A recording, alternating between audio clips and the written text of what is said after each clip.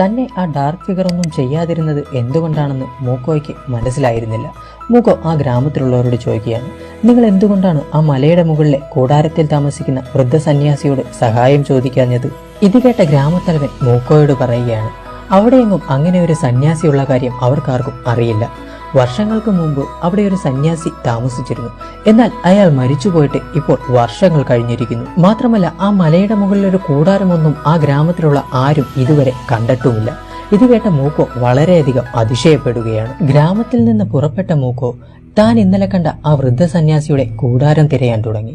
കുറച്ചുനേരം തിരഞ്ഞ ശേഷം മൂക്കോ ആ കൂടാരം കണ്ടെത്തുകയാണ്. അവിടേക്ക് ചെന്ന മൂക്കോയെ ഇത്തവണ ആ വൃദ്ധസന്യാസി അകത്തേക്ക് ക്ഷണിക്കുകയാണ്. അകത്തേക്ക് കയറിയ ഉടനെ തന്നെ മൂക്കോയോട് ആ വൃദ്ധൻ മാപ്പ് അപേക്ഷിക്കാൻ തുടങ്ങി. മൂക്കോ കരുതിയത് ഇന്നലെ രാത്രി തനിക്ക് കൂടി അവിടെ കിടക്കാൻ ഇടം തരാത്തതിനാകും വൃദ്ധൻ മാപ്പ് ചോദിക്കുന്നതെന്നാണ്. എന്നാൽ ആ വൃദ്ധൻ മൂക്കോയോട്